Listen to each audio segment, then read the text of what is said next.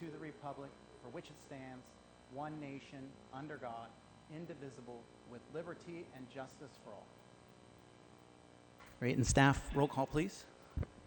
All commissioners are present this evening with the exception of Vice Chair Lowry, who will be joining us remotely in a few minutes. Okay, great, and you'll pipe us in or pipe him in when it's appropriate? Yes. Okay, great.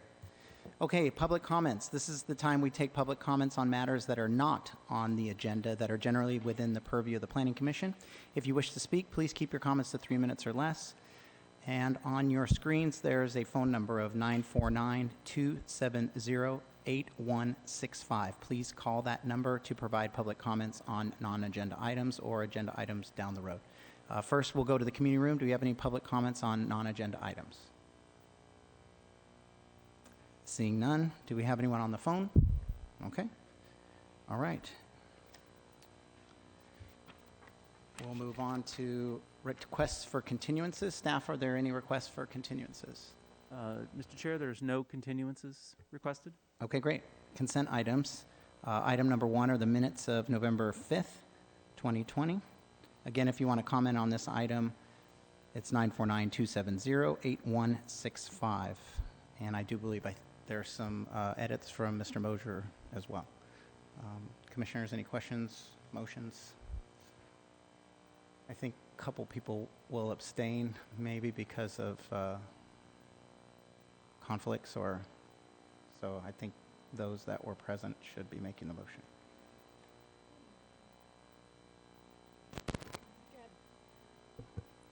I'll make a motion to approve with Mr. Mosier's comments included.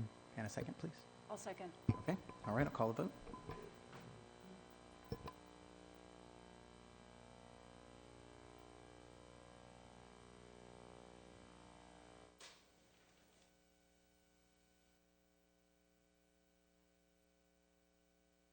The motion carries 4-0 with Commissioners Kleiman and Elmore abstaining. Great, perfect. And we'll move on to discussion items. So first is item number 2, circulation element, update status report. This site location is citywide. This is a discussion item for all of us to become more informed on the update and the process. And staff, please proceed.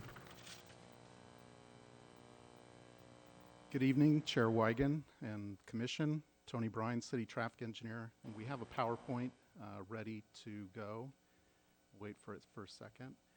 So tonight I'm going to cover what we've been calling the Circulation Element Update 101. So this is an introduction to the existing circulation element. Bit louder, okay. Better? So this is going to be a discussion of the existing circulation element tonight, and that's the primary goal, to make sure we're building that foundation for future discussions.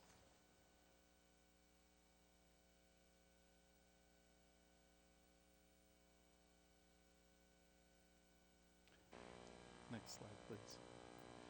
So the outline tonight, we're going to step through the outline of the existing circulation element, discuss some of the terminology that we'll be using forward in the different workshops with the community. We're going to talk about the existing themes or the major topics in the circulation element, how we coordinate with different agencies, and what the update process and outreach is going to be. Next, please. So the goals tonight, again, to provide the introduction to the existing circulation element, and that's what we'd like to do, talk about why we're updating the circulation element. And the main goal for updating the circulation element is because we're taking the opportunity right now with the housing element update to relook at the circulation element update and to determine how it can be reviewed. Are there updates that are needed? Are there outdated goals and policies? Are there additional things and themes that the community would like to include? Again, tonight, the introduction. And to provide information for opportunities for continued engagement, and those will be the coming up workshops, the first one Monday. So the existing circulation element is Chapter 7 in the general plan. The primary goal is to provide the safe and convenient transportation system throughout the city. So this includes roadways, shuttles, transit, bike trails, pedestrian, equestrian trails, and the circulation element is closely correlated with the land use element, and this is very important because it provides the best possible balance between land development and roadway size. And the goal here, the key word here is balance, because we're looking to strike the balance between what is necessary for growth and land development to what the roadway sizes and the different service levels need to be, and also to match this to the community character. The setting in the community is very important. It really drives the traffic levels on different roadways because the upper bay divides the city. And so we essentially have two east-west roadways in the city. We've got Coast Highway and we've got Bristol Street at the north, and no other east-west roadways. So that focuses traffic on those facilities. And also the circulation element does talk about regional traffic, and it also talks about summer traffic and ways that we can address summer traffic with goals and policies to take care of summer traffic, which we definitely see an increase in the peninsula predominantly, but also different areas in the city as well. So the different areas and the terminology that we'll continue to be using as we go through this is talking about OCTA, and that is the regional agency, the Orange County Transportation Authority. They oversee the regional transportation system and the master plan of arterial highways. So they are a very important agency within the county, and they are the regional planning agency for transportation. And for that reason, because they oversee the regional planning, we have to be consistent with OCTA, and we have to be consistent with the OCTA master plan of arterial highways so that it's consistent throughout the county. Level of service, and this is the way we measure impacts today when we do traffic studies and we look at transportation and development. We look at level of service consistent with the traffic phasing ordinance. So this is the measure of traffic congestion. This determines what the impacts are going to be for a project. And there's different level of service, A all the way up to F. A being free flow, E being above capacity, and essentially level of service F is the breakdown flow. Vehicle miles traveled and complete streets. These are two new items that were mandated by state law to include in the circulation element update. And you're familiar with vehicle miles traveled. We brought that back in June, and vehicle miles traveled is now the new metric for determining, as part of the CEQA analysis and EIRs, what the traffic impacts would be for any development projects. Complete streets, which is another state law mandate, is putting together a street that can accommodate walkers, cyclists, automobiles, transit, trucks, but you also have to consider seniors, people with disabilities, children. You're looking at a multimodal street that can accommodate all users, and that's what the goal of the Complete Street program is. So the key themes from the existing circulation element, and there are basically 8. There's 8 different themes or topics that are within the circulation element, and then it breaks down from there to where there's about 15 different goals, and then another 90 plus policies that set forth the ultimate goal of providing that safe and efficient transportation system. So the different themes or policies, mobility is the first one, and mobility is providing the transportation system that reflects the character and supports the land use within the city. This is very important. We're looking at different types of goals for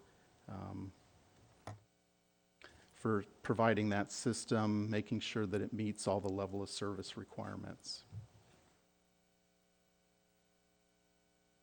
The second one is the roadway system, and basically providing for safe roadways and efficient movement of goods. And this is the section where we start to get into the level of service standards. And then we also talk about traffic calming. And in this section of the circulation element is where we get into the city master plan of streets and highways, and we talk about the consistency with the county.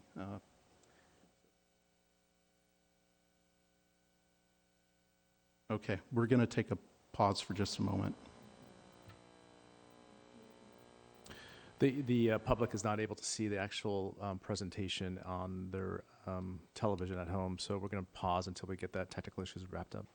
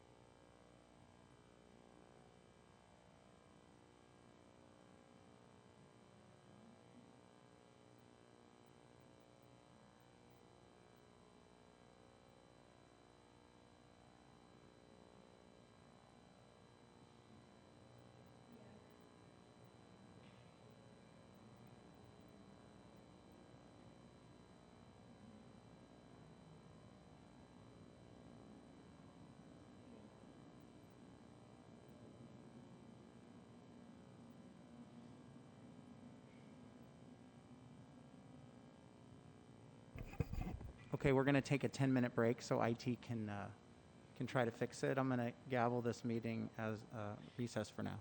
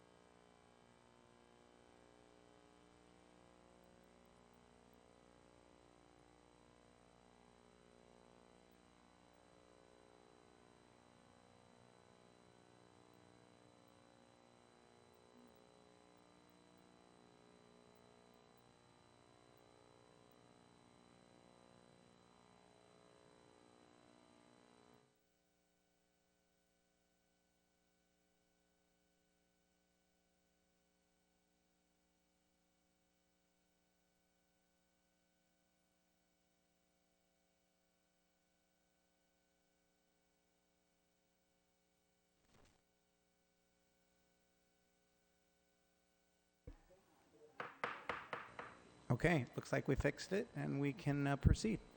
Okay, well, we'll step back a little bit to start again on this slide, the key themes from the existing circulation element. And this is the important part because as we step through this, there are 8 themes or topics that are included in the circulation element, broken down 15 total goals and 92 policies. And those are all developed with the ultimate goal to reach a safe and convenient transportation system in the city.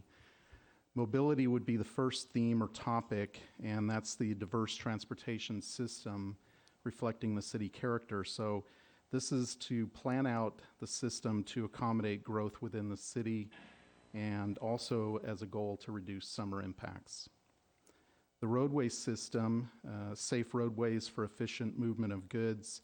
This is the section of the circulation element where the level of service standards are laid out, traffic calming's discussed, and also the city master plan of streets and highways is laid out in this section of the circulation element. Regional transportation, this is the section where we talk about consistency with regional roadway planning. Again, OCTA in this case lays out the master plan of arterial highways, and this section talks about working with Caltrans and OCTA and other agencies and providing that consistency within our circulation element with OCTA's master plan. The public transportation section talks about accommodating transit through buses, shuttles, and alternate travel modes. The buses primarily being the OCTA buses, although we do have a shuttle on the peninsula during the summertime.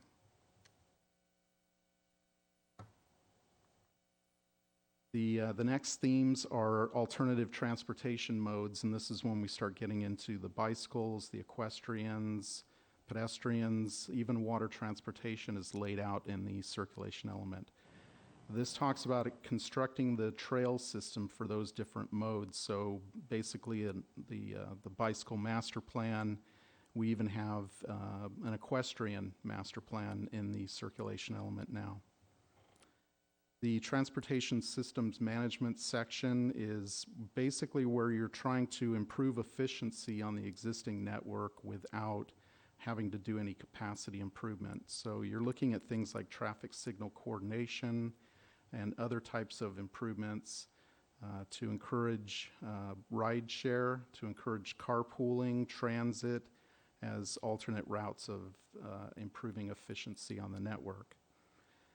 Parking, in this case, lays out the goals and policies to provide adequate parking for the land uses, to consider shared parking in the calculations, and also to come up with parking management programs, of which we have one parking management program right now. There is one in Balboa Village. And the final section topic is transportation funding, and that's where we start to talk about the different funding mechanisms for the circulation element and roadway improvements, which includes the gas tax, fair share fees, and Measure M funds. And so as we step through in future workshops with the community, what we want to consider is not just the existing themes in the circulation element, but are there other themes or other areas that the community would like to have added to the element?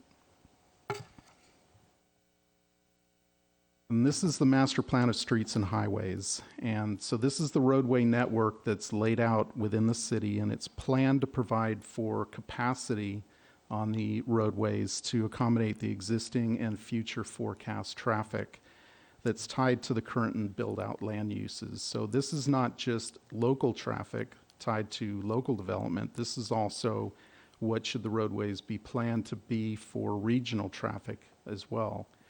So if you look at this map, and I don't think it's very clear up on the overhead, but the red lines are the primary roadways, which are 4-lane divided roadways. The yellow lines are the secondary roadways. And then if you work your way up, the blue is the 6-lane facility. And then there's a couple of short segments of orange on MacArthur and on Coast Highway, which are 8-lane facilities. So to give you an idea of what the different facilities, there's a few here, slides. A coast highway in Corona del Mar would be a 4-lane primary arterial highway. This one actually has parking because of the adjacent commercial. So the 4-lane cross-section would be a typical primary roadway. Jamboree would be a 6-lane major arterial on the master plan. So if you look at this photo at the intersection, there's actually a right turn pocket that next to the chevron, 3 through lanes, and the left turn pocket. So that's a 6-lane divided facility. That's your major arterial roadway. And then MacArthur is an example of a principal arterial roadway, which is an 8-lane facility. So you can see here 4 through lanes, and actually at this intersection with Bonita Canyon, there's 2 left turn pockets. The bicycle master plan that we prepared in 2014 will be incorporated into this updated circulation element. Now, the important thing to know here is that although it was prepared in 2014, it's a 20-year horizon document. So it doesn't need to be updated. It will be incorporated in, although we could make some minor adjustments for projects that have already been completed. And we would also work with the community if there are additional projects, additional bike lanes or other improvements that they would like to incorporate into the circulation element update. This would be the time. And this is the Bikeway master plan that's part of that overall master plan. The red lines would be your on-street bikeways, and you've also got some off-road bikeways as well. So a real mix of off-road and on-street striped bike lanes, and also some trails as well. So coordinating with other agencies, these are the primary agencies we coordinate with. OCTA, again, regarding consistency with that master plan of arterial highways, also with Measure M funding for roadway improvements, and also transit improvements. We work with OCTA on that. Caltrans, very importantly, we work with them regularly, and they're the state agency that's responsible for freeways and regional facilities. But it's important to note here in the city that the state owns and operates Coast Highway south of Newport Coast Drive, and then between Jamboree and the Santa Ana River. So the only segment of Coast Highway that the city owns and operates is between Jamboree and Newport Coast Drive. And then we also work with adjacent jurisdictions as far as coordinating signal operations with Irvine, with Costa Mesa, and also whenever they have development projects in their cities, we often are involved in reviewing their traffic studies for their projects as well. So engaging stakeholders in the community, and this is where we're planning to move forward from here tonight. The goal was to cover the existing circulation element and the existing themes within that. We want to talk also at some point with the future workshops, are there additional themes that they'd like to add to what is currently in the circulation element. So the future workshops are going to then focus and drill down a little bit more into these themes. We're going to break them up into 2 different workshops, 4 themes one night, 4 themes the next. And we will cover the goals and the policies in those different themes, and we'll discuss each of them and decide, are they current? Are they outdated? Can we get rid of some of those goals and policies? Do we want to add some? What are things that the community would like to include in an updated circulation element? And once we've had that discussion, taken those comments from the community, we'll start to put together an idea, a vision of what a full update would be. And we'll come back in January 13th with that larger workshop with the community to talk about vision, get more feedback on additional things that could be included. We know that complete streets and VMT are required per state law to be included, but we could also start looking at things like climate change, autonomous vehicles. Are there going to be separate sections for that? I don't know, but those are conversations to have with the community. And the next time we would come back to the Planning Commission would be after those 3 public workshops on January the 21st. And this is a basic layout, the circulation element being at the bottom. And so we're having this conversation at the Planning Commission tonight. We will have the 2 workshops in December, an additional workshop in January, and then coming back to Planning Commission again at the end of January. So now we have time for discussion. If you have any questions, we're also available if the community is watching tonight and they'd like to learn a little bit more about the circulation element, they can go online to the city's website and look for it there, or you can look at Newport Together, and it can be viewed there as well. Great, thank you, Tony. Commissioners, any questions for staff? Commissioner Keding? That was a very good presentation. A couple of questions, though. It's mainly on the edges of our community, Irvine, Costa Mesa, and the county. That coordination, for example, the bike trails, they stop right there. Do the other communities pick that up, or do they ignore us? The other communities have their own trail system, and we try to coordinate the trail systems between the communities, but it doesn't always happen. But we definitely try to work with the adjacent communities. Because there's a big bike contingency that likes to ride up toward Huntington Beach and beyond. So that's all kind of or do they get out of Newport and find their own way there? Well, I've never done it, but okay. I see them. On Coast Highway itself? Yeah. Yeah, it's a continuation on Coast Highway for the most part, although it may not be a striped bike lane on Coast Highway through Huntington and into Newport, but it functions. The shoulders generally functions as a bike lane. And then you used a term called traffic calming. Right. Can you define that? Well, traffic calming is primarily in neighborhoods, residential neighborhoods. Speed so that bumps? can be, speed bumps, what we call chokers, traffic circles, which we really haven't gotten into. Those types of features are traffic calming.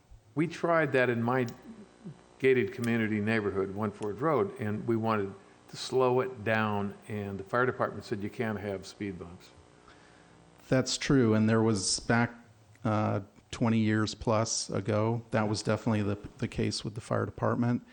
But there are different types of speed humps now, speed bumps, they're called cushions that have the gaps open so the fire trucks can drive through, but yet they can slow regular vehicles down. And last question is a big one on the housing element. We're looking for areas to zone for density houses, which means more cars, which means wider streets. Chicken or the egg? Well, it's hard to tell, although really the goal here with the circulation element overall is to try and improve efficiency without having to go to additional capacity. And that's the overall goal with VMT as well, is that you're trying to accommodate development that doesn't require additional capacity.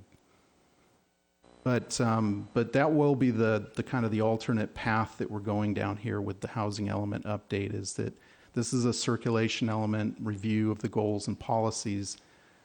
Our involvement on the housing element update is going to be modeling the traffic, projecting the traffic distribution, and then doing the full traffic analysis as part of that work. Thank you. Any other commissioners? Okay, I'll go to public comment. And again, if you want to call from home, the phone number is 949-270-8165. And remember to mute your phone. Any comments from the community room first? Okay, comments on the phone. There's one phone call.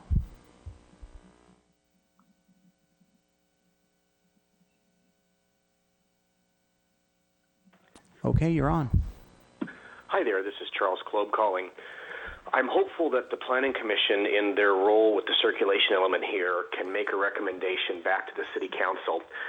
In spite of Mr. Bryan's mentioning that the Bicycle Master Plan of 2014 is a 20-year plan, that plan did not contemplate electric propulsion of any type of vehicle and what the challenges of that may be.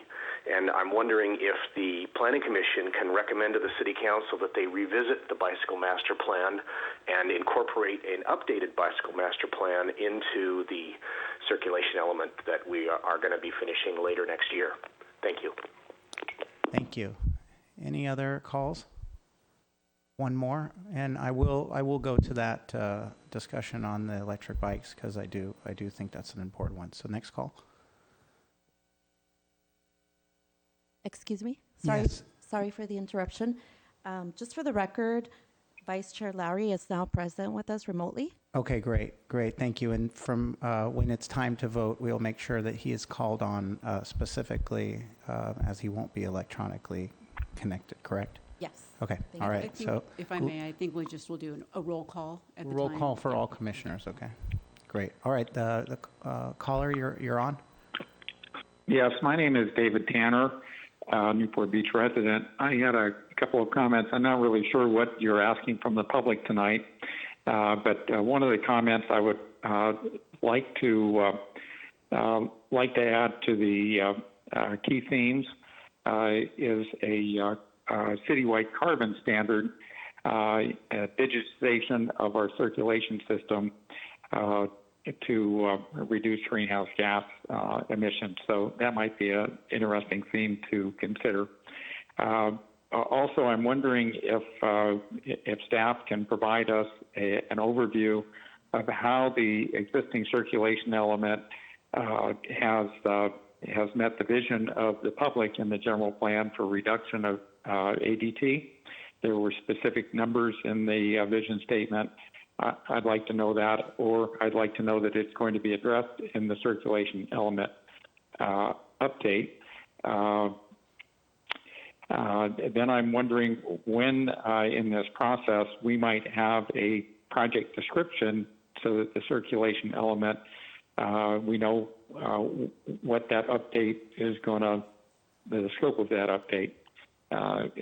So sometime in the timeline that you provided, we have to know what the project is that the circulation element is going to be updated to reflect. And also, I'm wondering if we will get a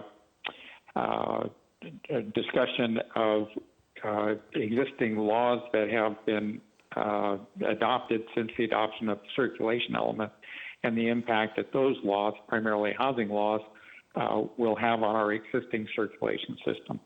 Those are my comments. Thank you very much. Okay, great. Thank you so much. Probably a lot there, Tony, that you might not have all of the answers for tonight, but I think it's important that the public does know that November 23rd was a date, December 15th or 16th was a date, and Correct. January 13th was Correct. a date. So Correct. And calendaring those items for the public to be more engaged in to at a more localized level or more input focused level is kind of where staff is looking for most of the input, not here tonight, but this is more of an overview discussion to get the public aware of these upcoming events, correct? Correct. Yeah, and I do think that the electric bike, though, comment is pretty important. I think as drivers, we've all encountered them, and they're hard to judge. You don't know how fast they're going. Sometimes I feel I can make that left-hand turn when one's coming on the opposite direction, and they're electric, and all of a sudden I'm like, oh gosh, I've committed way too late, and this guy's right up on me, or vice versa. And I'm seeing them at the schools as children are going back into school. I'm seeing them going around cars, going around people. So it is definitely a dangerous situation. So I'm sure there needs to be a little bit more focus on them because there's a lot of unintended consequences, I think, that are occurring. Right, and as I noted, the bicycle master plan itself, we can make some adjustments to it, but we will be taking it for the most part and incorporating it. But there's nothing to stop us from adjusting and adding new policies in that bicycle master plan. Great. Okay, so I think the takeaway from this evening is attend the events. There's a lot of community input that can occur, and that we are looking for that community input, and those event dates are readily available, and discussed here this evening and will be on the website and calendared out for those of interest, correct? Yes. Okay. All right, any other commissioner comments or, oh, you might have one more phone call? 3 more phone calls. All right, let's go.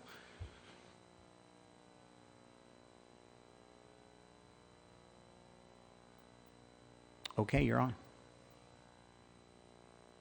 Good evening. This is Susan DeSantis calling. I have 2 questions. The first is, how is the circulation element, to what extent is it reflecting what is in the Regional Transportation Plan Sustainable Community Strategy? Does the city need to reflect the major policy directions in that plan? That's the first question. The second question relates to VMT. If there aren't the possibility of VMT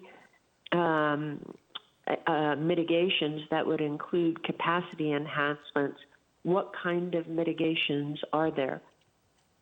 Thank you. Thank you. Tony, any off the bat or more discussion needed later? Right. Well, we will be looking at all of the such as sustainable requirements and laws in this update. As far as VMT mitigation, there's a lot of different things that are out there that could be included, and we have yet to get to the point of doing any VMT analysis for projects, but the types of improvements would be things like bike racks on the site or additional transit improvements in the area of the projects. So a lot of things that can be put together to mitigate VMT impacts. Will there be an independent consultant for that determined, or will that just be a staff person assigned since it's so relatively new?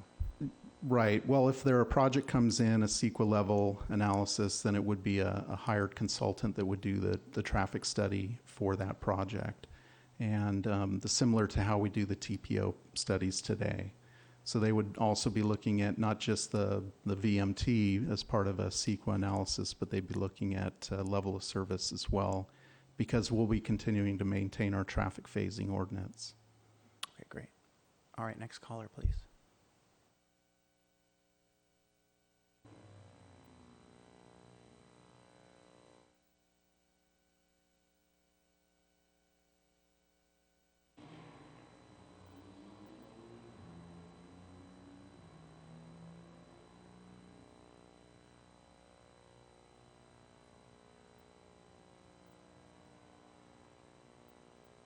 Okay, next caller.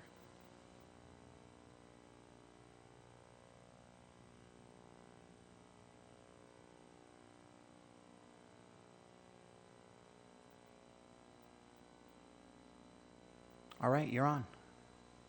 Good evening. This is Hoyan. Yeah. This is really exciting that we started doing the circulation element update. So I have a quick comment. I think there's a lot of technology we can use. A lot of those smart city articles talk about transportation circulation and how to use technology. So I just want to share one thing that I think that's quite interesting. 30% of a city's traffic is attributed to people looking for parking. So I think there's a lot more we can do for improvement. So this is interesting, exciting. Thank you. Bye. Thank you very much. Is that something that you could lay on? Absolutely. These are the things we want to discuss with the community that they'd like to see incorporated. Great. Thanks, Tony. Any other calls? 2 more.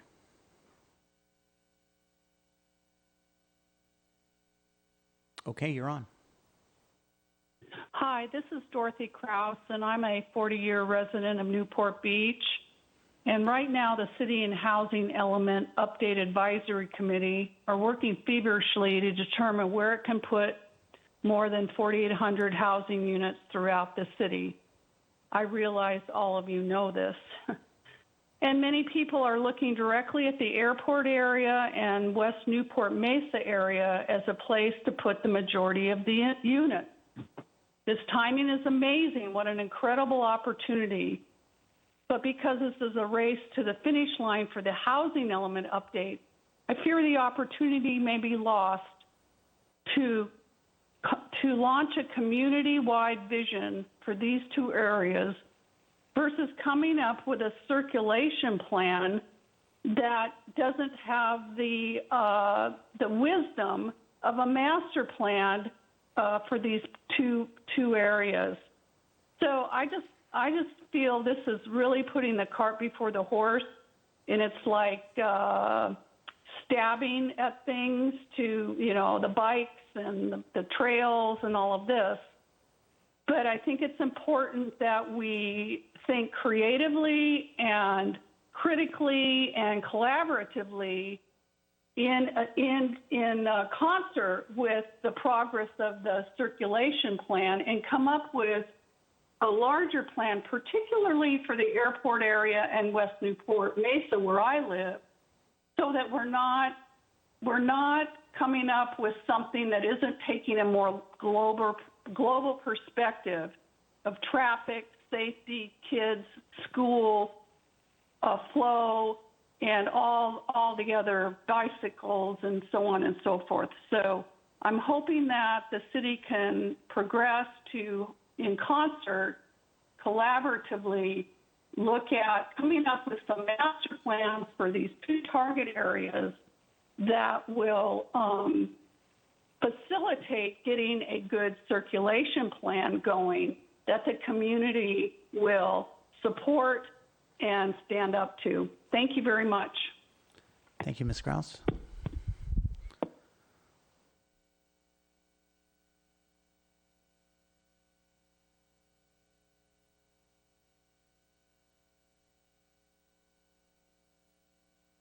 Okay, you're on. Hello. Hello, you're on. Oh, hi. This is Karen Tringali, and I have a question about the plans for improved circulation with these new, larger projects that we looked at over the last few years, and certainly the ones that are ahead of us to accommodate the arena mandates.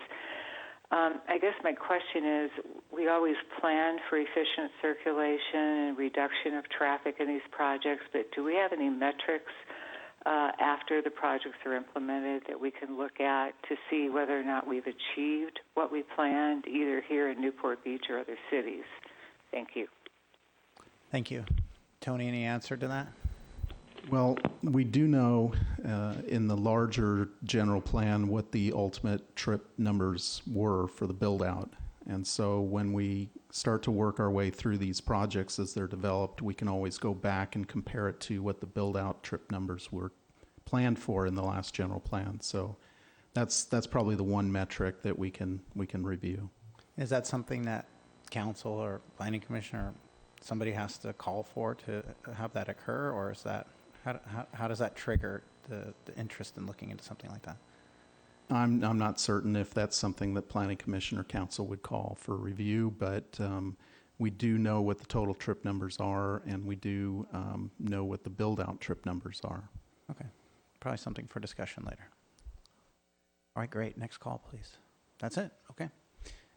Any other comments from commissioners on this item? This is just a receive and file. We're not voting on anything. Again, it's mostly an update and an explanation that more meetings are on the way, and three are headed here before we're coming back to us on the commission. So it's important that the public is aware of them and that they're engaged and they continue the discussion and conversation so that we can get a good discussion back to us when it comes full circle. So seeing none from the commission, I will close the public hearing and end that item and move on to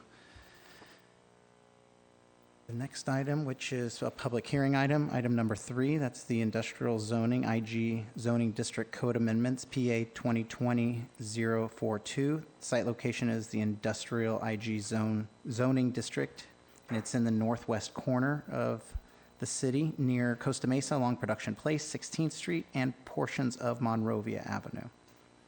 Again, if you want to comment on this item, please call 949-270-8165. And staff, you're on. Good evening, Commissioners. Chelsea Kreger with the Planning Division. Thank you for that introduction, you described it, the location perfectly, made it a little bit easier on me. This is a zoning amendment to allow wine tasting rooms in the industrial zoning district of the city, which is up in the Newport Mesa area. This should sound a little bit familiar to you guys. You guys did take a look at it back in July. A little bit of background on previous actions, where we've already been with this item. In April of this year, City Council initiated a code amendment and directed staff to consider allowing food and alcohol in the industrial zoning district. Staff did that and brought it to July 23rd Planning Commission. So that's when you guys last saw it. At that time, there were some restrictions on the ordinance on wine tasting rooms, some separation requirements. Some concerns were brought up specifically about spot zoning, and some of those restrictions were removed by the Planning Commission in their recommendation to the City Council for approval. City Council saw that ordinance in August of this year. They added that 500-foot separation, which I'll get into in a little bit in more detail in a bit. They added that separation back in. They directed staff to do some additional public outreach, which I will also detail, and they directed staff to bring the item back to Planning Commission within 90 days of that August 25th date, which is why we are here today. So as I mentioned, City Council wanted staff to do some additional public outreach. So some of that public outreach was a virtual community workshop. We really wanted to make sure that as many people as possible were aware of that virtual workshop. So notices were mailed and notices were hand delivered to all property owners within the IG zoning district and just all properties within the IG zoning district. So it captured all of the tenants who may not be property owners. So those were mailed and hand-delivered, all property owners, also all Newport Beach property owners within 300 feet of the IG zoning district and along 15th Street, which doesn't quite make that 300-foot threshold, but we wanted to make sure we included it. We also did posts on social media, we posted to the website, and we did a news splash. We had that workshop on October 19th. It was virtually attended by 31 people. Most attendees were supportive of the ordinance, but some had some concerns. Some of those concerns that were brought up were parking, general plan consistency, spot zoning. Then when we noticed for Planning Commission, once again, we wanted to make sure that as many people as possible were aware of this public hearing. We physically posted 18 sites or 18 postings within the IG zoning district. We did that same expanded radius for the mailed notices. Put a notice in the newspaper, and also sent an email to everyone who attended that workshop. So really tried to get the word out there for this. A little bit of background on the general plan. So here's an area map of West Newport Mesa. The area we're looking at is up in gray, the IG area. It's intended to provide a wide range of moderate to low intensity industrial uses, and also some limited ancillary commercial and office uses. So this is a zoning map of the area. So once again, it should look pretty similar. We're looking at that gray area, which is the IG zoning district. Chelsea, can I interrupt you one sec? Yeah. I just want to make sure that slide is working correctly again. I'm looking at a screen here and I see Mr. Greer and I don't see the, I just want to double check. We're okay? Okay, all right. That's just on our end. My apologies. Sorry to interrupt. Oh, it's okay. Thank you. So the zoning map here, like I said, we're looking at that gray area, the industrial area. The brown is residential. The purple are the public facilities, private institutions, and the orange is office areas. So that's some context for what kind of things you're looking at that are surrounding the IG zoning district. And up where it's beige, the top of the map, that's Costa Mesa. So the zoning district is similar in its purpose to the IG general plan. It's meant to provide for light to moderate intensity industrial uses and also some accessory commercial uses. Some of those limited accessory commercial uses are assembly spaces, alcohol sales, retail sales, takeout food, health and fitness facilities. So some of those small accessory uses are present. Offices, you see some of those already in the IG zoning district. So on to what the actual amendment is proposing. A wine tasting room is a ABC Type 2 license. It's a duplicate license from a master winery. So a wine tasting room does not have any production on site. but it does allow for on and off-site consumption of the wine produced at the winery, which is where that master license is held. So this ordinance is specifically meant for the wine tasting rooms. And the ordinance is written with a few requirements into it. First of all, it requires approval of a conditional use permit. The ordinance would not allow wine tasting rooms by right in the industrial zoning district. A conditional use permit is reviewed by the Planning Commission and is a discretionary review. The ordinance does not allow for the service of beer or distilled spirits. It's specifically wine only. It does allow for on or off-site consumption as the Type 2 license allows, and it does not allow the establishment to operate as a restaurant. There's no commercial kitchen. There's also no live entertainment permitted. The hours of operation are limited to be offset from a lot of the other businesses that are in the area. So Monday through Friday, it would be 4 p.m. to 11 p.m., and Saturday and Sunday, it would be from noon to 11 p.m. So there's no late hours, and hopefully offset from most of the school activity. The parking requirement is 1 space for each 4 persons, and staff did go out and visit the area, walked around, did a few laps in the evening around that 4:30 to 5:30 time to kind of see what the parking situation was like. I didn't notice a particular parking shortage, but also being mindful of the fact that it is COVID times and things are a little bit different right now. The other requirement by the ordinance is these separation requirements. So separation requirements are 1, a 500-foot separation from schools. So here's a map showing that separation from a school in the area. Anything that would be within that blue circle would not be allowed to operate a wine tasting room. That leaves these buildings available that are highlighted in red. There's a star on the Orange Coast Winery. So that one is not an approved wine tasting room today. If this ordinance were approved, then they would have the ability to apply for a conditional use permit. But for context, I think it's relevant to point out where that business is located. And the second separation requirement is between wine tasting rooms. So one wine tasting room could not be within 500 feet of another wine tasting room.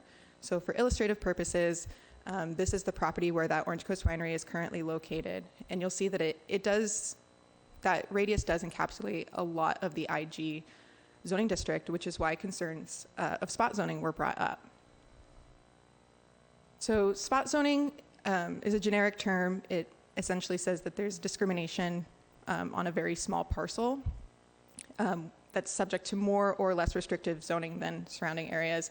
It's worth noting that it is permissible when there are facts that support there are more or less restrictive zoning is in the public's interest. So once again, come back to that radius that shows the Orange Coast Winery, and there's only 2 buildings that would be eligible to apply for a conditional use permit for a wine tasting room if this 500-foot radius were included in the ordinance. So we did look into the public benefits of the spot zoning and of those 2 radiuses. A public benefit of the 500-foot separation from school is minimizing alcohol exposure to minors and school children. And then the separation from other wine tasting room helps to prevent concentration of wine tasting rooms in the IG zoning district and helps to ensure that commercial uses don't kind of take over the industrial zoning district and it can remain available for industrial uses. I think Mr. Campbell. Mr. Chair, I want to augment and amplify some of what Chelsea's saying about the spot zoning. I know that's been a concern in the dialogue with this particular item. We look at these separation requirements as being necessary to help protect the public's health and safety, if you will. But we're also amending the code, allowing these uses, expanding opportunities in the industrial zone. We think that that's also a public benefit, and so these 2 items in concert, we do feel that with those public benefits, we can do what is commonly referred to here as spot zoning. So it's not illegal to do this as long as we find that there is a public benefit doing what we're doing. So I wanted to kind of just augment that. We do feel that those facts are in evidence here this evening, and so that this would not be an illegal spot zoning, if you will. So happy to discuss it further if you like, but I'll go ahead and turn it back over to Chelsea. Thank you. Thanks.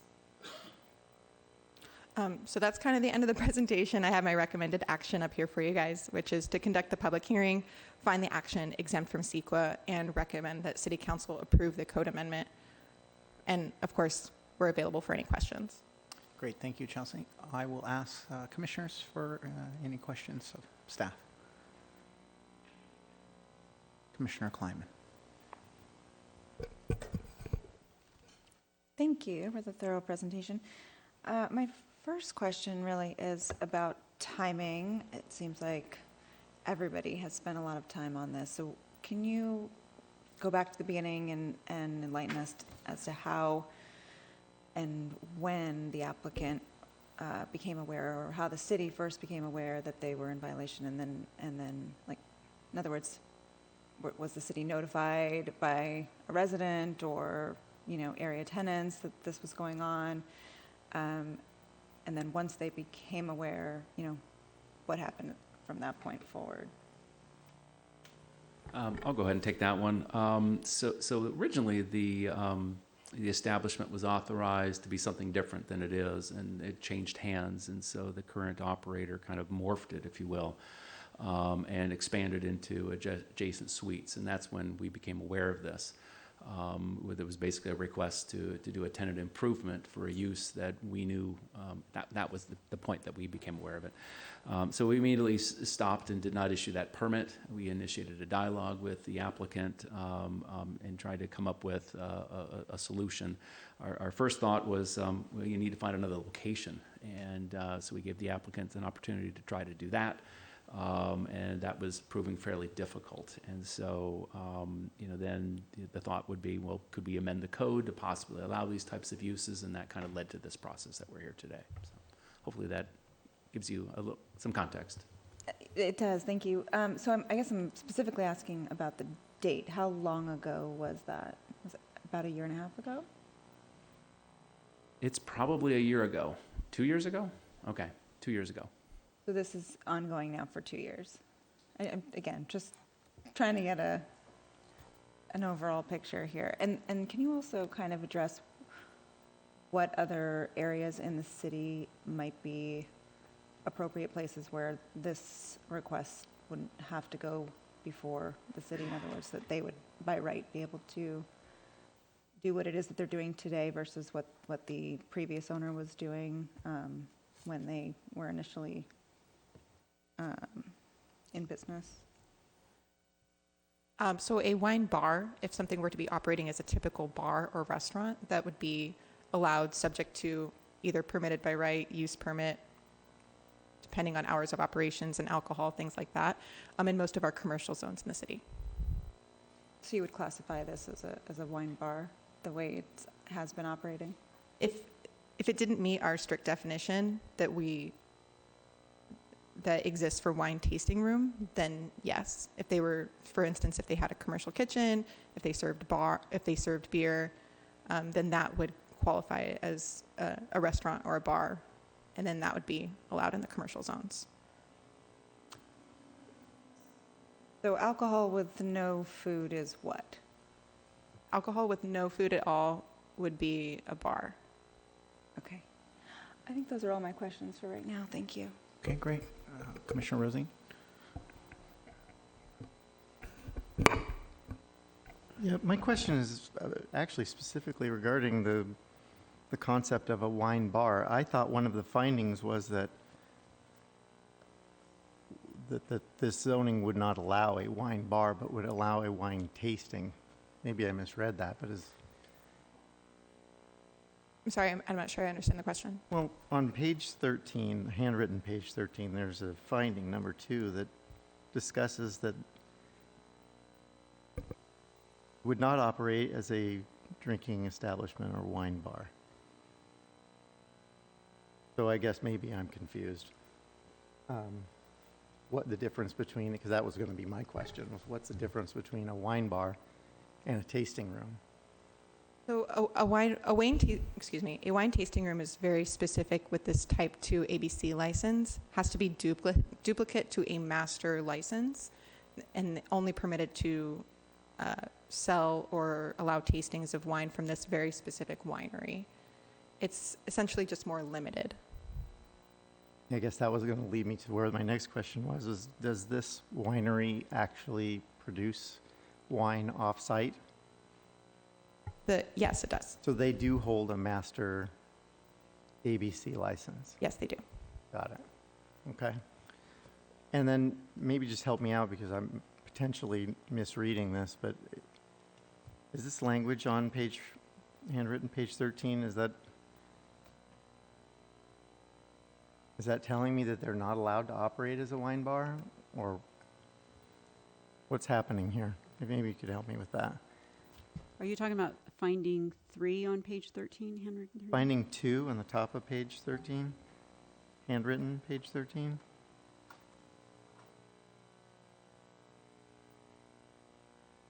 I think the objective there, and Chelsea, you can correct me if I'm wrong, but the objective is basically to limit it to wine tasting rooms.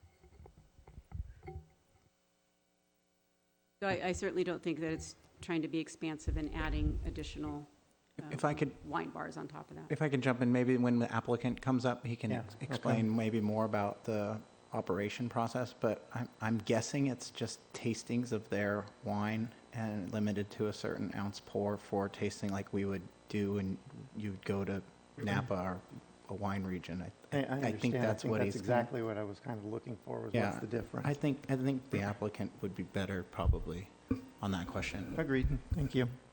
Commissioner Ketting, I think, had questions. Go for it. Thank you. Why did we choose 11 p.m. as a closing? For sipping wine, doesn't seem like it. I mean, is anybody going to be there after 9 o'clock? 11 p.m. is the cutoff after which we consider something late hours in our zoning code, and we look at things with late hours with a little bit of a closer eye. 11 p.m. instead of 9 p.m. just allows some flexibility to the business without hitting that late hours threshold. And then I heard that it's only the wines produced somewhere else for that label, not multiple wines being tasted. That's correct. Also, the hours of operation would be limited to that 11 p.m., but also want to point out that each individual proposed business would still be required to get a conditional use permit, and hours of operation can be conditioned in a conditional use permit. And what was the limitation on 500 feet away from another wine tasting? Why? So the idea behind that is to prevent over-concentration of wine tasting rooms in the industrial zoning district. Some of the concerns that were brought up was that this would take over the industrial zoning district, and that was kind of a solution to that. Well, it's interesting. You go to little downtown of Carmel, California. Very restrictive retail shops. There must be 6 to 10 individual wine tasting rooms on various commercial streets. It works perfectly fine. Tourists like that. I'm just surprised that we're limiting it to 500 feet away. Just as a thought for commissioners. Thank you. Great. Any other commissioners? Commissioner Lowry, are you interested in anything, or? No, I'm good so far. Thanks. I'll have you while your mic's on. I'll do ex parte communication, so I'll tackle you first. Okay. Yes, with the applicant's consultant. Great, thank you. Conversation. And I'll start down with Commissioner Rosine. I spoke with an adjacent building landowner. I received a call from applicant's attorney. None. I received a call from the applicant's attorney as well. I received a call from the applicant's attorney, but never had a conversation. Great. And I had communications as well with the applicant's consultant, and we just discussed the merits of the proposal. Mr. Chair? Yes. Chair, Yeah. if I might offer one point of clarification, the city of Newport Beach is actually the applicant here. This is an amendment that was initiated by the city council, I think at the operator's request, if you will, the Orange Coast Winery. And so, I think we're just looking at one operator who has obviously a vested interest in the outcome, and that's who I think you've been speaking with. Great. Okay. All right. Well, that is appreciative, and he'll get an opportunity to speak just under general public comments, since there's some correlation there, I guess. This is a public hearing, yes. All right, great. Okay, I'll open that public hearing then. Again, if you want to call in on this item, the phone number is 949-270-8165, and I'll go to the community room first.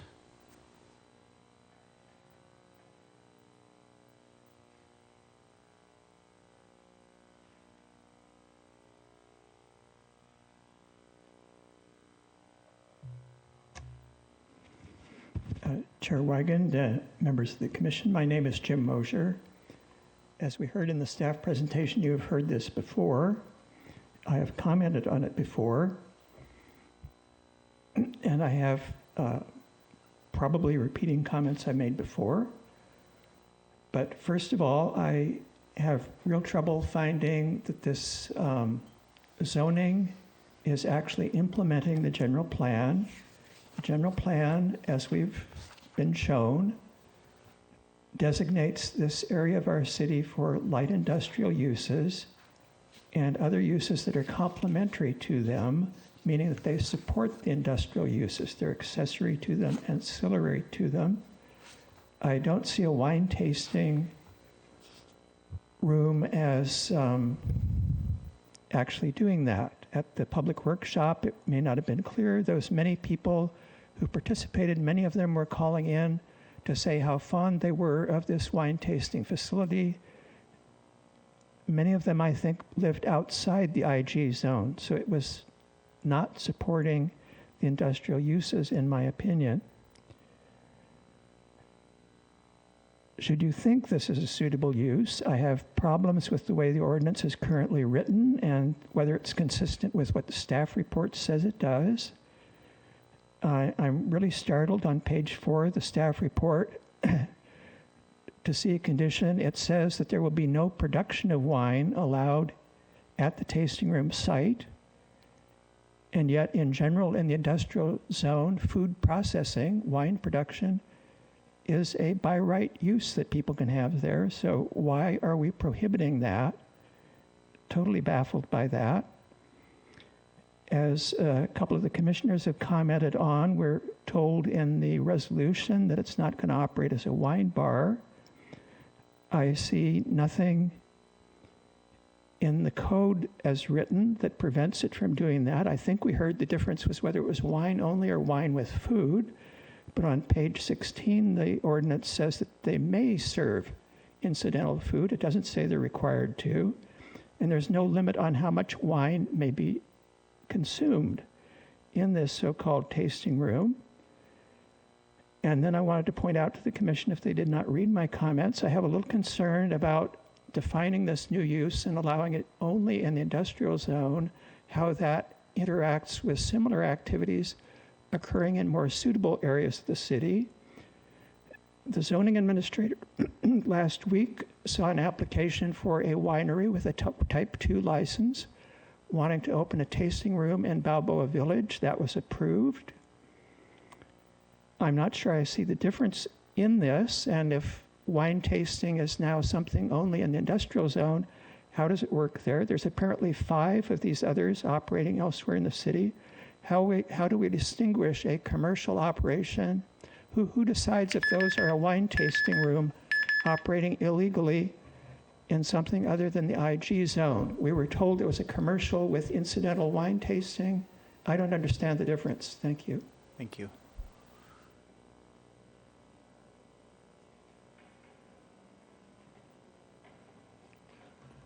Good evening, Chairman Wigand and the members of the Planning Commission. My name is Philip Greer. I'm the attorney for the Orange Coast Winery. To answer some of the Commission's most pertinent questions, we are not a bar. We are not a wine bar. We are not a regular bar. We are a wine tasting room associated with a specific winery. All we can do pursuant to our 2 alcohol beverage control license is make available to the public for tasting and purchase wines from a specific winery. And that's all we are doing there. We are not running a restaurant. We don't have cooking facilities. We're not selling beer. We're not selling other wines. We're not selling alcohol.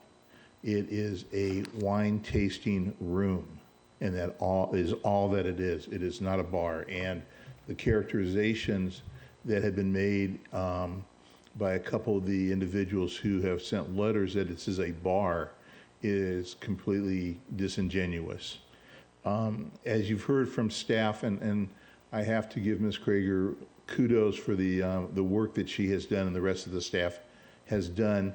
They came out, they've walked the area, they found that there's adequate parking, there's a single bay that's going to be used.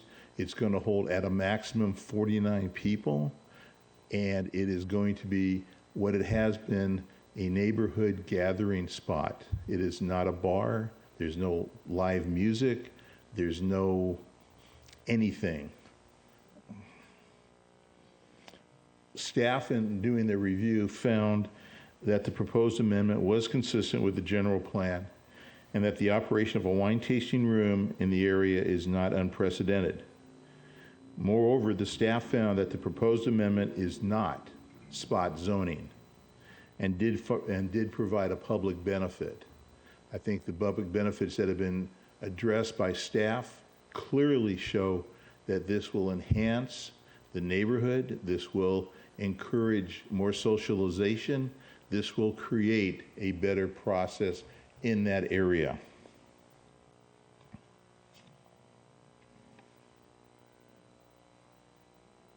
There will be no negative impact on any of the businesses there. And in fact, at the community meeting, there were several businesses right along 16th Street and right along Production that were enthusiastic about this process and this proposal. They also were asking, why can't we do more of these types of things over there to brighten up the neighborhood? So we think this is a very, very good step in helping to enhance that neighborhood. There's no negative impact. We're going to be operating from 4 p.m. to 11 p.m. and on Saturdays and Sundays from noon to 11 p.m. We will not be interfering with businesses there. We will not be interfering with schools. We will not be interfering with anything. I'd like to go on for a second, but my time seems to be up. So if you have any questions, I'd be happy to answer them. Thanks, Phil.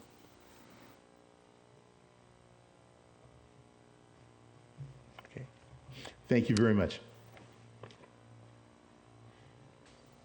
Okay, any other comment in the community room? Okay, how about on the phone? There's a couple phone calls. Remember to mute your television when you call in, please.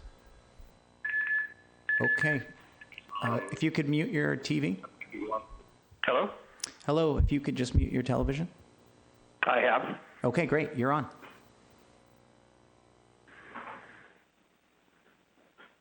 Okay, you're good to go.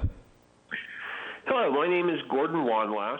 I'm a 50-year resident of Newport Beach, and my family owns a building on Production Place, and I've worked out of that for 25 years. My concern is that if we're taking the entire district away from light manufacturing and research and development, that's a major change, and it should be handled in the master plan. What we're doing is because one small business is in violation of the zoning, we're changing the look and feel of the entire district. And I don't believe that's appropriate. This is a master plan issue. I don't think it adds to the existing area. I don't see it as a benefit to my business. And I really think if you're going to change the entire area, that it should be handled in the master plan with much more input. And again, as I pointed out in my letter to the commissioners, we've already dealt with this several times. Are we just going to keep going through the motion until they get a yes? Is that the plan? Thank you very much. Thank you.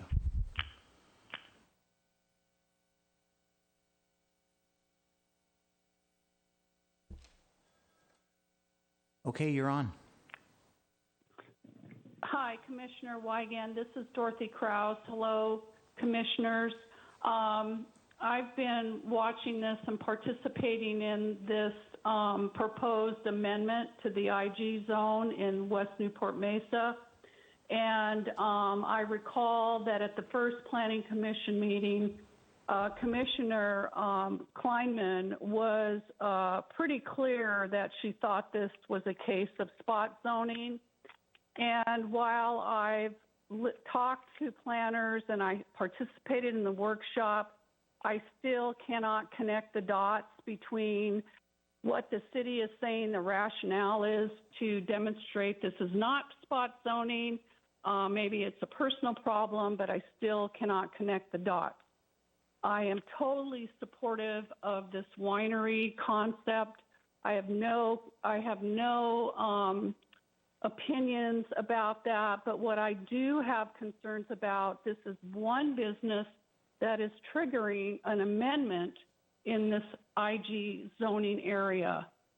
So the fact that we're amending the zoning code for one business alarms me. So I'm okay with wine tasting. I don't have any problem with that. I'm okay with and appreciate people wanting this kind of thing in their neighborhood. But the fact of the matter is that we're amending the zoning code for one business. Additionally, this doesn't make sense that we're doing this in advance of the housing element update when West Newport is Mesa over here where I live is a prime spot for the homes the requirement we have to fulfill. And who knows, the area, that whole IG zone could become homes at the end of the day. Who knows? So clearly, in my mind, this is the cart before the horse. And Mr. Greer talks about process. I don't believe this is a true process for the city of Newport Beach. I remain concerned. And however your vote goes, I'm okay with that. But it's very out of order, and I'm concerned for the overall state of affairs in Newport Beach that we're amending the zoning code again, and we're not waiting on the housing element update to figure out what the heck we're going to do over here on this side of town. Thank you, commissioners. I appreciate your time. Thank you.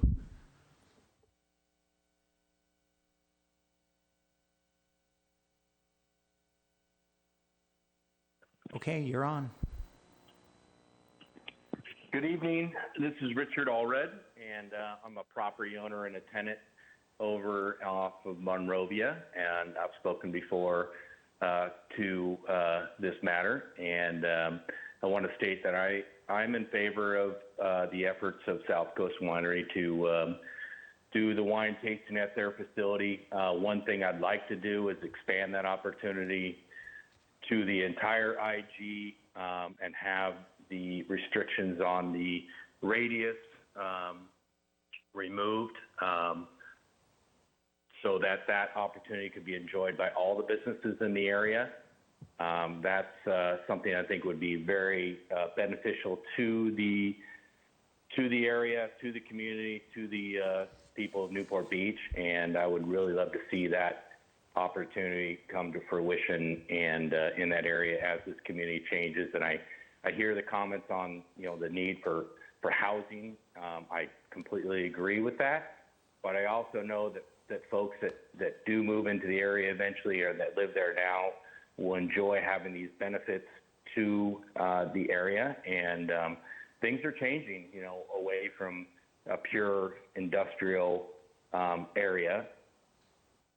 City adapts to those changes, takes on this opportunity, and morphs into what really the community would benefit from in the future, and not be stuck in the past. And we've really seen some neat things happen in other cities up and down, California and outside of California that have had, wine tasting or this type of community. Neat enhancement to the neighborhood, and it works. I mean, it works well, and when multiple wineries can be, there, it creates a synergy and a fun thing for the community to have. And I just ask that each property would be judged on a conditional use permit based on the individual property itself, not on the particular radius of the 500 feet from the existing wine tasting or maybe a school. I would like both those radiuses removed and have the property judged on its merits based on parking, which is important, based on, security of the location, and have that application or that review based on the merits of the individual property and their ability to execute, that wine tasting element to the best use of the community. Thank you for hearing me. Appreciate your consideration. Thank you very much. Great, thank you. Any other callers? One more caller.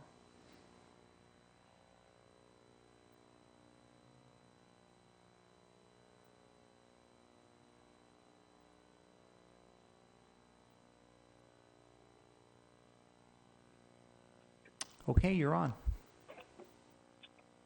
Hello. My name is Ian Elliott. I have a business on Production Place. I've been talking with other local property and business owners, and I guess you could say that we're not happy with the current situation. Everything here is already a mess with parking and all the different uses. Parking here is a mess. We keep adding new homes and retail without any additional parking. We still have a large manufacturer here. They shut down our street, at least twice because of accidents. They work with dangerous stuff. And then next to that, you have food preparation. You have all these people living around that, and then now you want to add bars.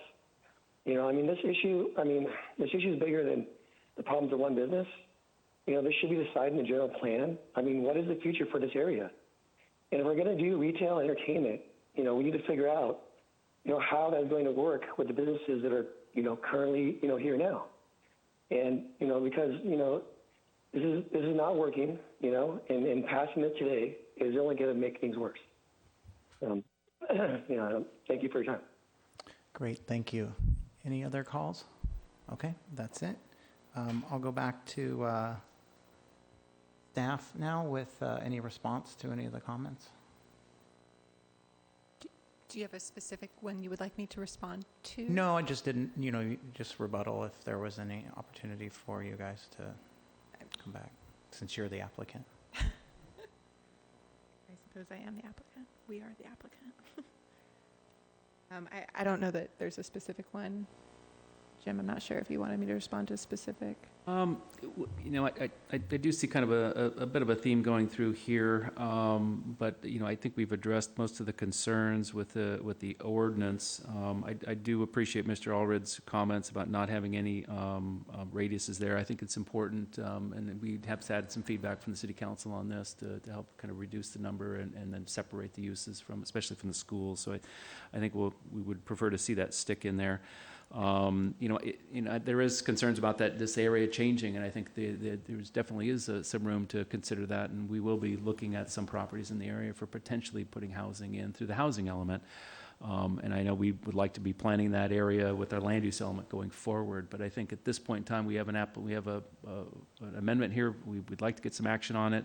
We do obviously have an interested business owner in this area who's keenly interested in the outcome of this process, so we really can't wait for the entire area to be master planned. So we would like your recommendation this evening if we can get it. Yeah, and I'm sure there'll be one question or two more on the spot zoning. I think there was a comment that it wasn't spot zoning, but then you actually said it was spot zoning, and that's legal as long as there's a public benefit. So I think exactly that maybe needs to just be fleshed out one more time as an explanation. Chair, again, I'm happy to speak to that issue. So just kind of big picture, this Planning Commission does zone specific properties more times than we realize. We did it, I can think of off the top of my head, with the zoning code amendment on setbacks on Seashore Drive, I believe it is. We did some additional amendments when we had approved the Newport Airport Village project. So it is common for us to zone specific properties and not zone other properties, so there's zoned differently. When this item came to the Planning Commission in July, when we're thinking about spot zoning, we're thinking about substantive due process rights, equal protection rights, whether it's violating somebody's rights in the Constitution. So when this came to the Planning Commission in July, there were no complaints in the record that this was discriminating against any specific property owner that was within the IG and adjoining this property. Nonetheless, the Planning Commission did accommodate those concerns, and so they removed the 500-foot distance requirement. When that was brought to the City Council for consideration, the City Council did want to see a distance requirement. So the city attorney opined at that time that they could do so and wanted to have some public benefit findings incorporated in there. So that's what we've brought back to this body, is continuing to have a radius requirement because what was requested by the City Council, and also incorporating some public benefit findings as a part of that process. Great, thank you. Any other comments from staff? Okay, I'll close the public hearing then and bring it back to the commission for discussion. Commissioner Kleiman. This for staff. Couldn't the this particular operator revert back to manufacturing so that they could then continue to do these tastings on site? I mean, wouldn't that be one of the possible solutions for all of this? I mean, just looking at outside of, you know, what we're here to discuss tonight, I'm just trying to understand, right? Like they could look for another property. We just heard that there was one that the zoning administrator approved elsewhere in the city. So obviously this is popping up elsewhere. There are obviously other locations where this would work, and other business owners are moving forward, taking advantage of that. But also the most likely solution would be, from where I sit, just go back to, you bought the business as a manufacturing facility with this ancillary tasting room use or allowance.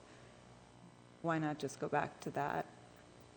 Right? Am I missing something? No, it is possible that that the business could revert back to what was approved in 2010, which was primarily some amount of processing and then some amount of tasting. As was previously mentioned, it did kind of morph over time, and that's not how they want to operate their business today. Yeah, no, I understand that.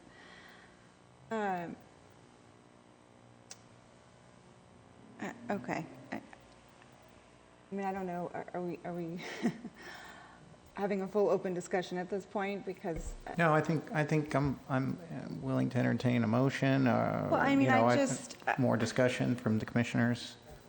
Commissioner Elmore does want to ask a no, question I'm not. too. I wasn't saying I'm prepared to make a motion. I just obviously staff has spent a tremendous amount of time on this. Again, it's gone.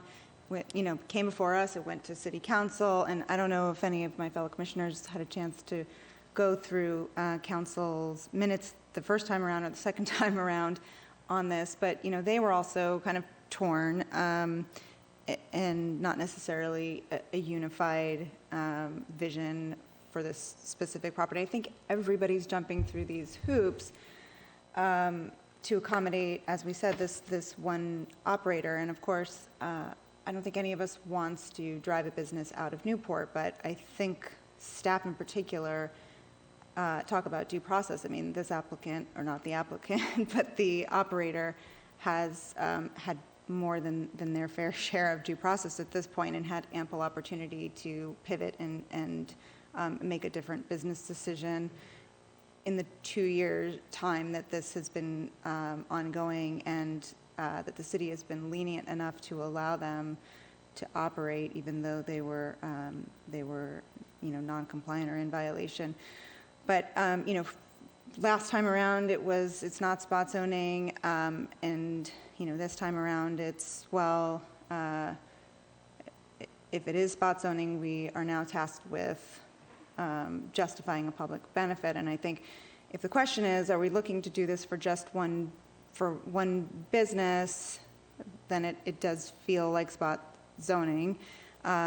If it's, this is something we want to look at doing for the whole area, then it seems like it warrants more thought and a much more comprehensive review, certainly not just in that particular area, but within its surroundings. And we just heard from staff that this is an area, and I know this was mentioned in the City Council minutes as well from a couple of our council members, I think even Mayor O'Neill, that this is an area that has been targeted for potential development of homes, which we are going to be challenged in, identifying locations for those and seeing that out. So, I drove through there today. I think it is ripe for redevelopment, potentially, but, from what I saw, it was automotive, it was,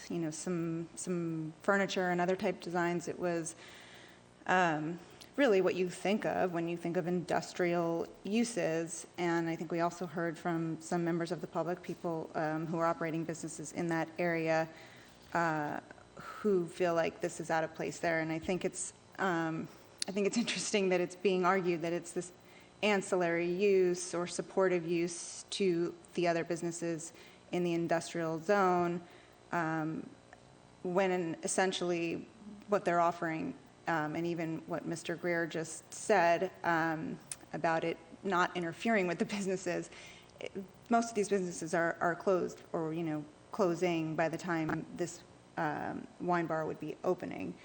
So, for me, I think alcohol with no food is always a problem. I agree with Commissioner Ketting about the time. If this is something that the other commissioners feel like they can comfortably move forward or support for this, one operator, then I would just say the timing, in particular with the school. One of the other things that was mentioned in the council minutes was not being in conflict with school hours, and I think 4 p.m. under normal circumstances, maybe not right now with COVID, but under normal circumstances, kids are absolutely still at school with after-school activities, sports, you name it, at 4 p.m. And again, 11 p.m. in an area that doesn't really support the use for all the reasons that I just mentioned, is just doesn't make any sense. And I sort of chuckled at the discussion of parking spaces in front of a wine use where people are going in and drinking and then coming out and getting in their car. But I understand that we do require them nonetheless. And the last thing I want to say is that I do take issue with this operator, with Mr. Greer's letter and the statement that he just made, because I do feel that it completely misstates or overstates the staff report, and I don't think that's at all what was said in the staff report. So the summary, anyway, I'll leave it at that. But I don't see how we get there. I think council kicked this back to us because they're still struggling with it, and I think if we weren't already undertaking the process of a general plan amendment, I could understand a timing issue, but we are going through that process. We are engaging members of the public. We've heard from some of the business owners in the area. I'm sure there are more of them who would like to be involved, whether or not they showed up to the meeting that you held, but certainly not for lack of trying on staff's part. You guys have, again, jumped through hoops and gone above and beyond to try to make this work. And I don't know if it's possible to give them an extension. I know, again, that was discussed in council's minutes about giving them either the 90-day or even a 6-month or something extension. I don't know that that's enough time or even makes sense at this point since it's dragged on this long. But again, it's not that I want to see them go out of business. It's not that I don't support the idea of doing some cool, wine or brewery thing in this area, but it needs to be done in a much more thorough, comprehensive way. And then I will stop talking. Commissioner Elmore did flag me first. So just maybe take a step back on all this. We approved this 4-2 last time, and we modified with the fact that we wanted to eliminate the 500-foot radius. Simply put, this is coming back to us to include the 500-foot radius back in, and then also increase the public benefit findings so that you feel more comfortable that there's not going to be backlash for the opinion that it's spot zoning. Is there anything else that I'm missing here? I think you actually encapsulated kind of the change between when the commission last saw this item, yes, and really the only change is adding that one 500-foot radius back in. But really all we're talking about is 500-foot radius, for the most part, based upon what's different from the last. Yes. Okay. So everything that, I mean, we talked about this all before last time, and really the only thing that's different is 500 feet. And a public benefit. That's the main discretionary thing at this point. Am I wrong? And the public benefit. Determining whether or not we think there is a public benefit. I think staff has elaborated that it is. Yeah. And then the question, if the 500-foot radius is put back in, and I think you had a slide that identified how many establishments would technically be able to operate as that. Can you bring that back up so I can? Yeah.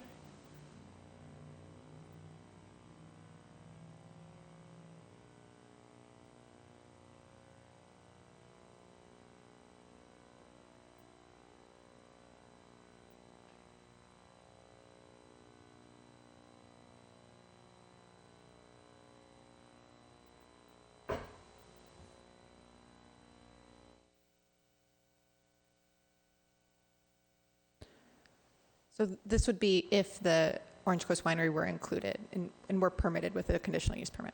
So if the 500-foot radius is, how many actual businesses would I be able to have this, would be able to have a wine? Is it just the two? Up to one additional, and so two total. Okay, so two. So really it eliminates basically the entire zone, anybody else in the zone to have a. Except for those two in red. Except for those two in red. All right, I understand. Thanks. Commissioner Keding. I'm ready to make a motion Okay. for approval as written for the, let's see, what are we doing here?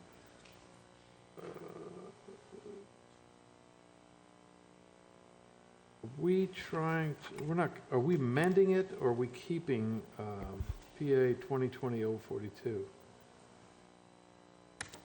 I can make it easy for you, and if you have no proposed changes, then the motion could just be to go with the recommended action, which essentially is find the project exempt and recommend council approve the zoning code amendment.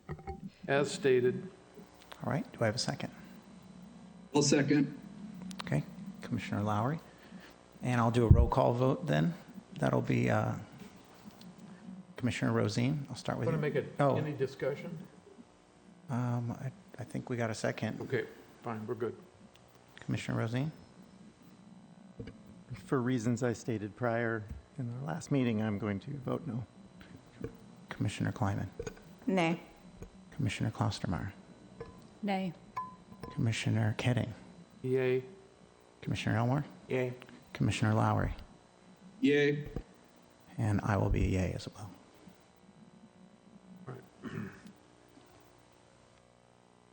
Chair, if I could add one thing I brought up in my statement. When it's appropriate, staff take a look at other commercial districts where this could happen, and especially in tourist areas, wine tasting rooms in the city, if they're allowed.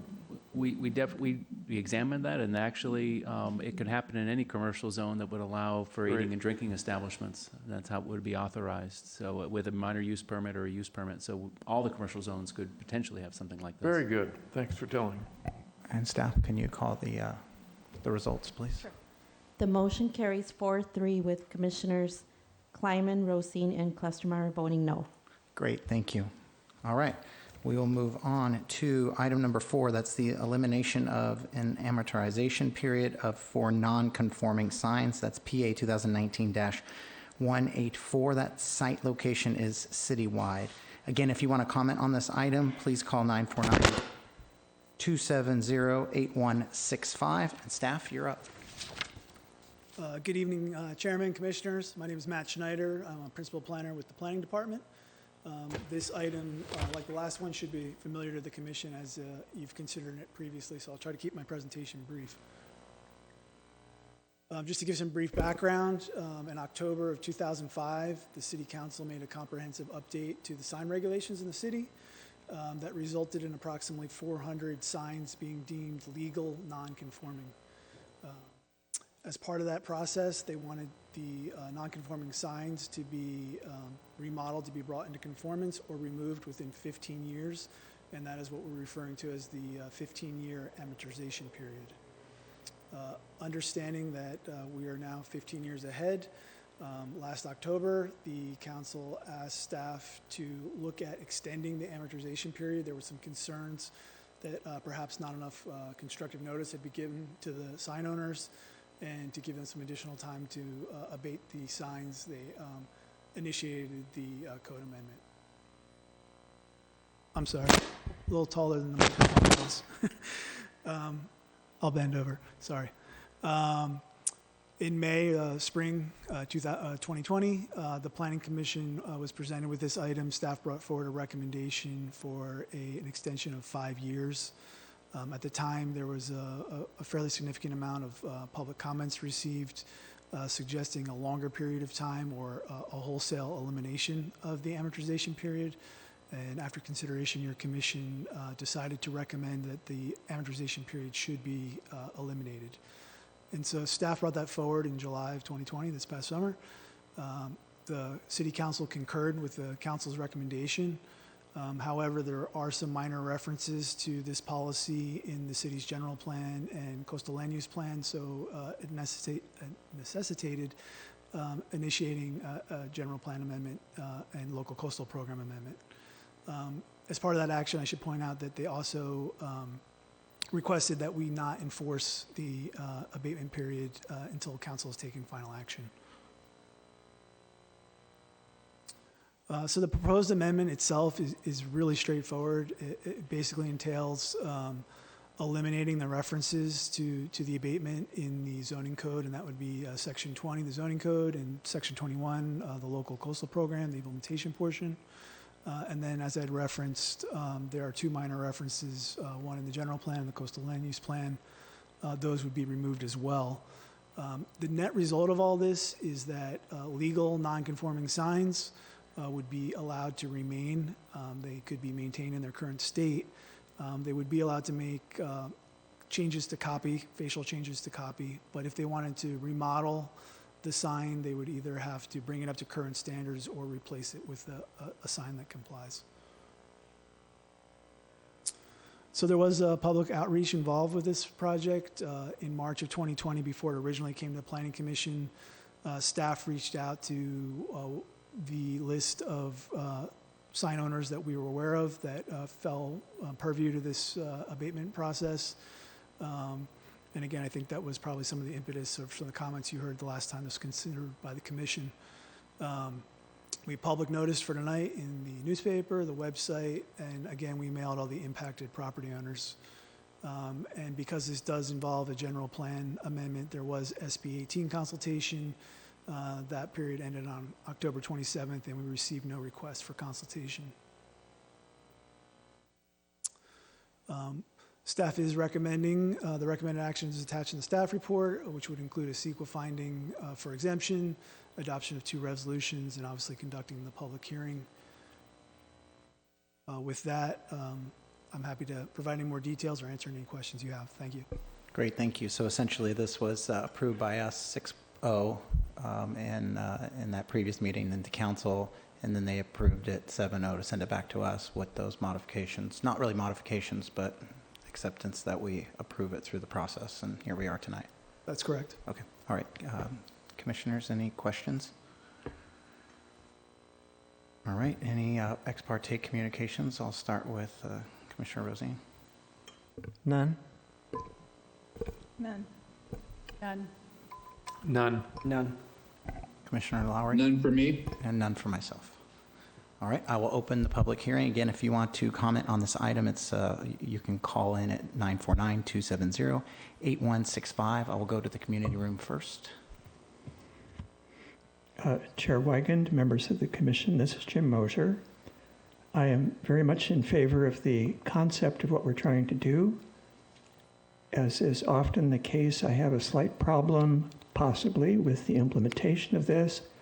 I think it might be most apparent if you're able to compare handwritten page 15, which is the recommended changes to the general plan and its implementation in the zoning code, and compare that page 15 to what we're recommending on page 23, the corresponding changes to the local coastal plan and its implementation. On page 15, you'll see that we're changing the general plan policy that formerly said to implement programs to remove illegal signs and amortize the non-conforming ones to just say that we will implement programs to remove illegal signs. And then in the lower part of the page, you'll see that we actually have a program to remove non-conforming signs when they're more than 50% of them is changed, when they're remodeled, when the building is enlarged, if the sign is temporary, and so forth.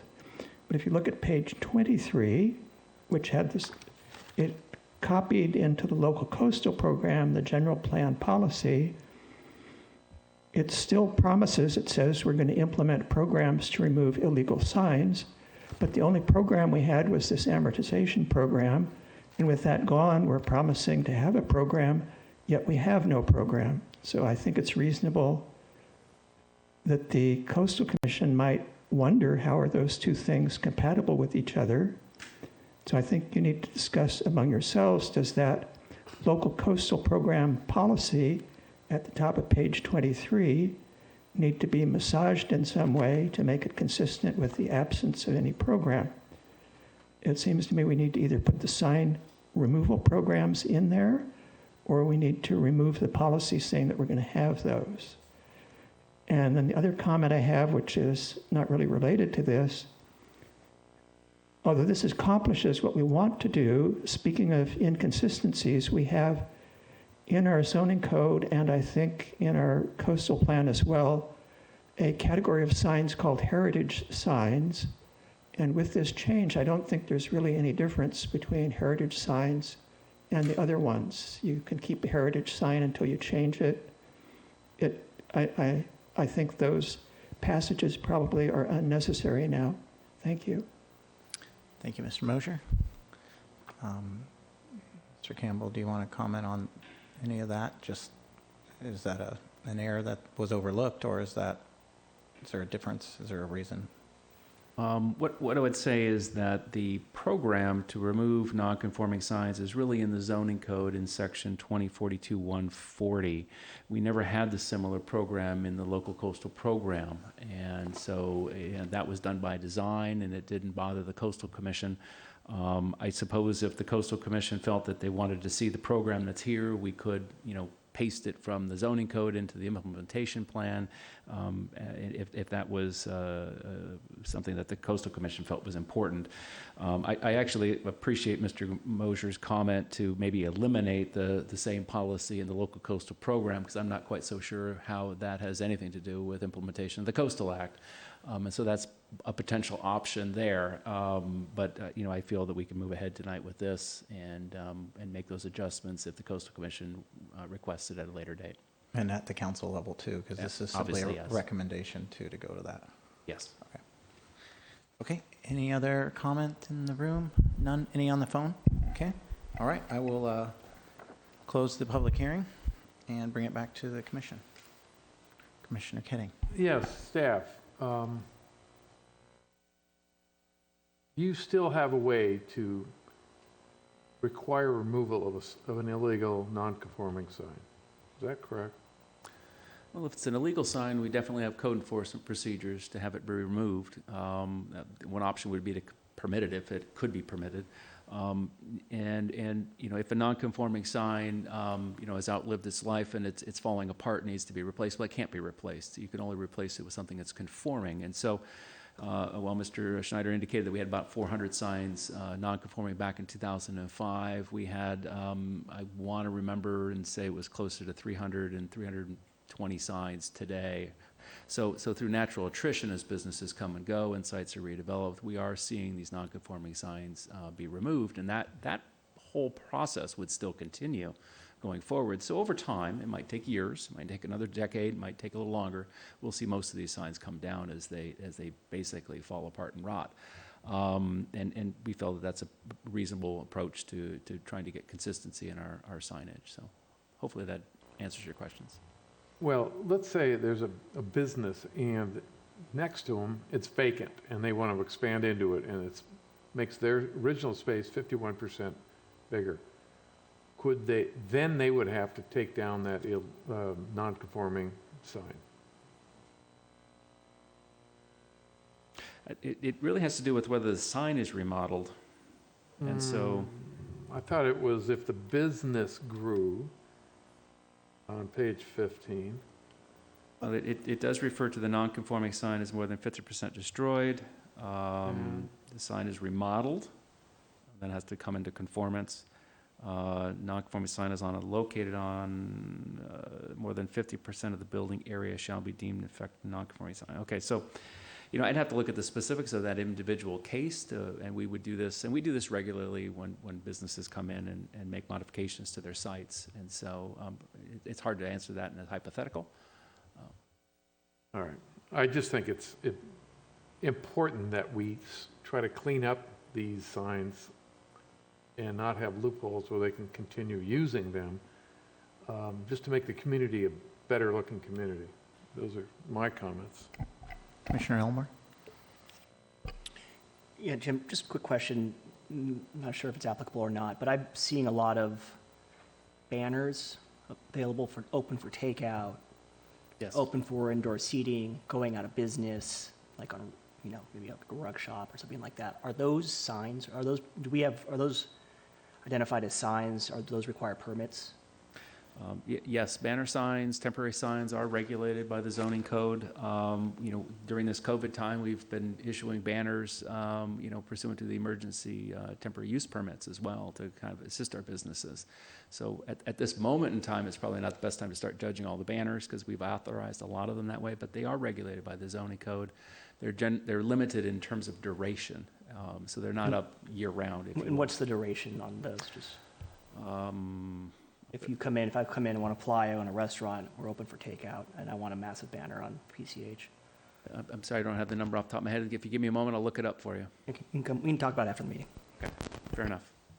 Yeah, I would also be curious because I do feel like when you drive down Pacific Coast Highway in particular, it feels a lot less like Newport Beach, with all of these flag type signs pushed to the edge of the sidewalk. Commissioner Kleiman and Chair Wagon, let me jump in on that. Simo and Georgia's Community Development Director. So our banner program, and Jim is looking it up, it's typically 60 to 90 days, but under the City Council's emergency ordinance, they gave staff authority to grant permits for banners for a very extended long time. And it was really to help businesses. For them to advertise about their takeout, to if they're going out of business or they have a sale program. That was kind of the intent of the emergency ordinance. So there are a lot of banners. We are getting some comments from the public about that, but it was intent to help businesses during this COVID times. Thank you, Simone. I think that is important. That's something staff paid close attention to, but the council was extremely supportive of, and we've got businesses struggling right now, and we need to make sure that they're doing everything they can to stay open, and I think a little nuisance for a limited period of time is acceptable for many until we get out of this mess. All right, is there a motion? Oh, yes. Mr. Chair, I can answer the question here on the banner duration. It is 60 days a year, 4 times a year, so you could, in essence, do 4 sales, if you will, but no, the sum total of time is 60 days in a year, so that would be our normal standard, and we do have banner permit requirements, and code enforcement would be following up with that if they're up too long, but obviously during this COVID time, it's a little different. Yeah. Commissioner Lowry, do you want to add anything? Nope, I'm good. Thanks. Okay. All right. Yes, Commissioner Kenny. Tell all of us about the Heritage Program. Who is that staff? Is there a historical group that reviews signs, or how do you get on that? I mean, is there a list somewhere? Well, the Heritage Sign Program was established with the zoning code update in 2005, 15 years ago. We've had one sign that's gone through that process in those 15 years, and it's an applicant-driven program. It's not a historical review, although, you know, signs that have some heritage, older signs that are interesting would potentially comply. And the one sign that went through the process was the fish sign, the "Don't Look Up Here" sign at the crab cooker, and that was felt to be worthy of heritage status, so it was granted. And so that does kind of change its status from a non-conforming roof sign to a sign authorized through that process, and so it can stay. And so, again, we've only had that one sign, so just one in 15 years. Not even the dad's banana, frozen banana on Balboa, I mean, that one? I suppose that might warrant it without... Just curious. So an owner basically has the option of throwing that out to staff to say, this is a Yes. heritage sign.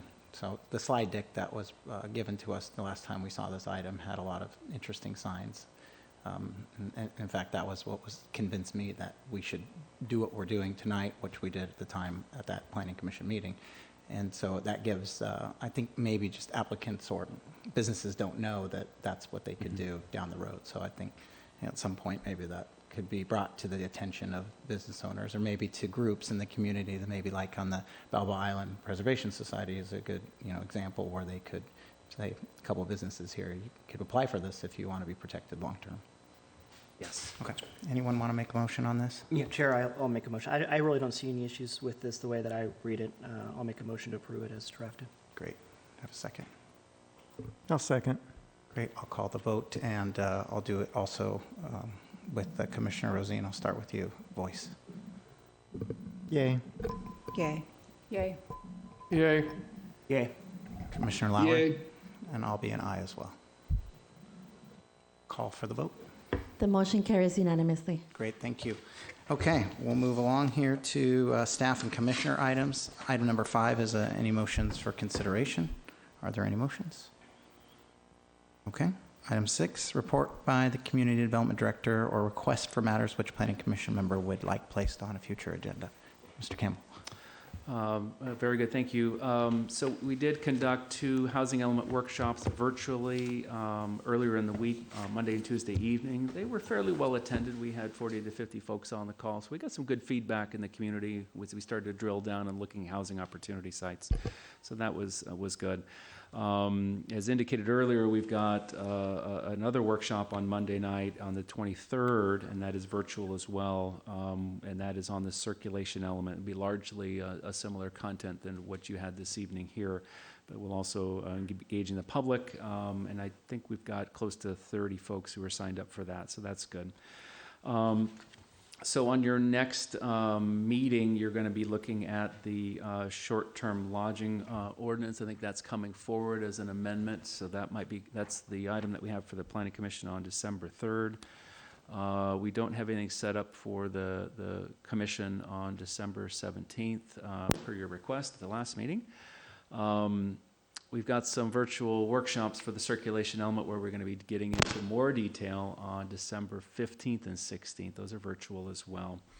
And one project update, I know you saw the residences at 4400 Von Carmen at one of your prior meetings. It did go to the Airport Land Use Commission this afternoon, and they did find it consistent with the Airport Environment's land use plan. So that was, you know, a step forward there, and that'll be going to the City Council in January. Did Uptown Newport, did that get the same approval at that time, or did that one not? Uptown Newport went to the Airport Land Use Commission, I believe in 2012. It was found inconsistent, and the council chose at that time to override that finding and then approve the project. So a little different scenario for It is something. a little different. The residence project is in a slightly positioned in a different location. Okay. And I think that may have made a difference. So anyway, just want to give you an update on that, and that concludes my report. And I see that the PBR is supposed to see that item as well to discuss the park. Yes, on December 1st, we have the Parks, Beaches, and Recreation Commission. They will be reviewing that public park, and they'll be providing some input and maybe some refinement to it, all consistent with what the commission saw at the last hearing as well. Great, thank you. And any future agenda items by commissioners that you want to place on? Commissioner Lowry, anything? No, just thanks for accommodating me tonight. I appreciate that. Anything for you, Lee? And any comment in the community room or on the phone? Okay, all right. I'll ask if there's any item number 7, request for excused absences. Any commissioners? Commissioner Lowry, anything? Nope, good. Okay, all right. We're adjourned.